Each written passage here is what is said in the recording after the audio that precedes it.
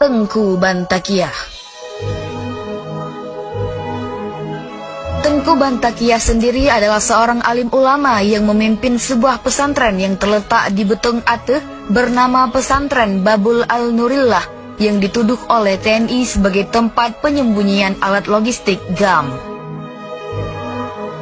Tuduhan ini tidak pernah terbukti, namun akses dari tuduhan tersebut adalah pembantaian terhadap warga sipil yang merupakan jamaah pesantren dan juga Tengku Bantakiah sendiri yang dilakukan oleh personel TNI yang berada di bawah kendali operasi ataupun BKO.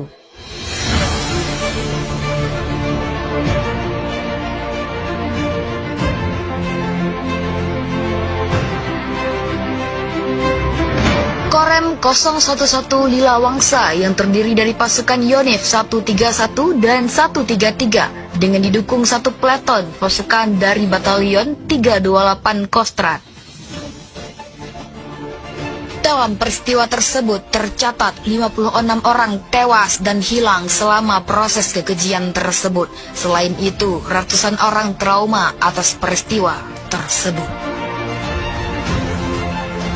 Berdasarkan perintah dan rem, dibentuklah pasukan gabungan beranggotakan 215 personel di bawah pimpinan Letnan Kolonel Heronimus Guru dan Letnan Kolonel Sujono sebagai pengawas operasi.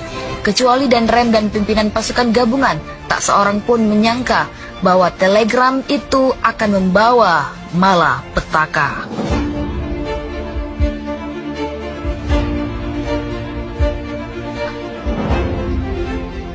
Pada tanggal 22 Juli 1999, pasukan gabungan tiba di Betung Ateh. Mereka mendirikan tenda-tenda persiapan untuk melakukan penyerbuan.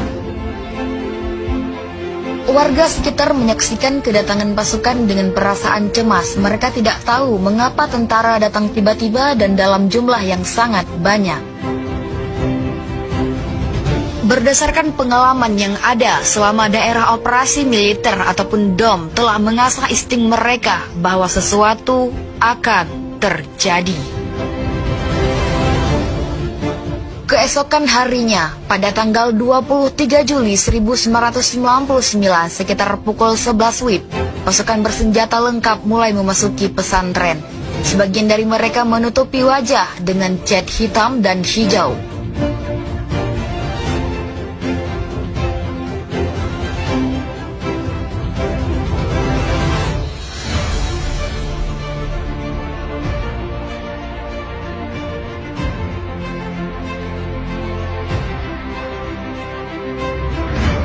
Di dalam komplek pesantren, beberapa pasukan melakukan penyusuran, meneriakkan nama Bantakiah dengan hujatan dan cacian.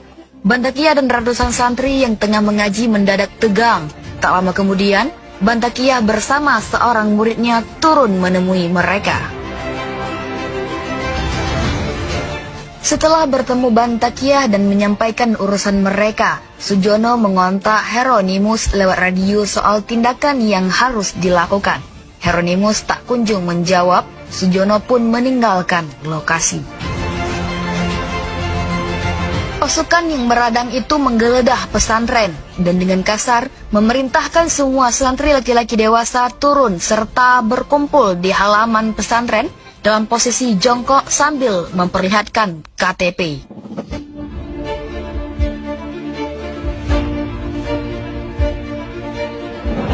Mereka disuruh melucuti pakaiannya. Bersamaan dengan penggeledahan tersebut, tim yang dipimpin Sujono datang lagi ke lokasi.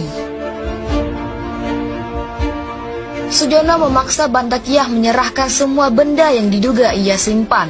Bantakiah membantah, ia merasa tak pernah memiliki sepucuk pun senjata seperti yang dituduhkannya.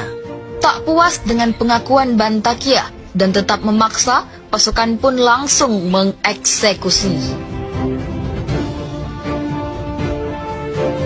Di tengah situasi menegangkan, Sujono mempersoalkan sebuah antena radio pemancar yang terpasang pada atap pesantren. Ia menyuruh Usman, salah satu putra Bantakiah, untuk mencopotnya. Setelah itu, kekejian perlahan-lahan mulai menampakkan wujudnya.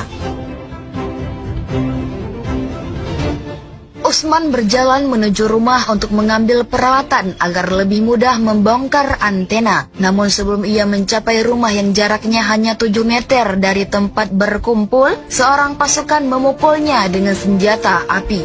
Menyaksikan putranya disakiti, Bantakiah pun berusaha mendekati dan memeluknya.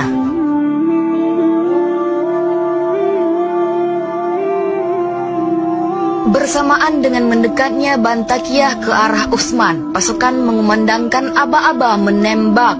Detik itu juga, Tengku Bantakiah, ulama yang begitu dihormati se-Aceh Barat, jatuh tersungkur bersimbah darah. Ia tewas seketika.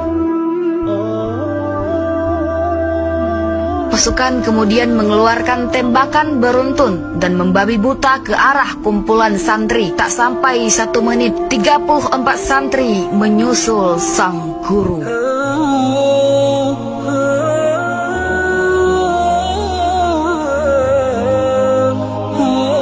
Setelah berondongan tembakan berulang-ulang itu, pasukan mengumpulkan santri yang masih hidup untuk dibariskan. Dengan dalih membawa mereka berobat, santri yang mengalami luka diangkut. Bahkan santri yang sama sekali tidak terluka juga ikut dibawa. Semua berjumlah 23 orang. Mereka dinaikkan truk untuk dibawa menuju Takengon. Hanya beberapa orang saja yang sengaja ditinggalkan.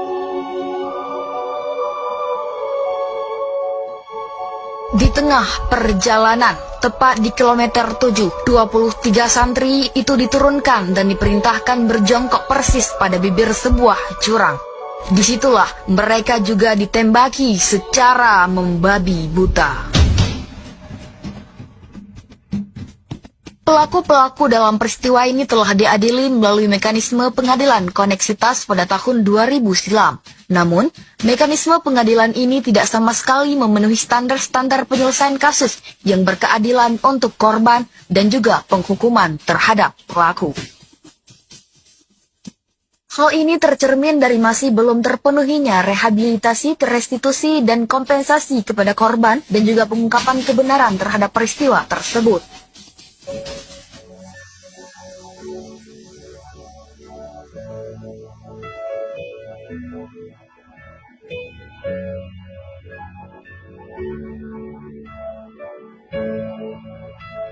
Inilah sederet kisah pilu Tengku Bantakiah. Semoga Allah memberikan surga kepada seluruh santri dan juga kepada Tengku Bantakiah. Amin, amin ya rabbal alamin.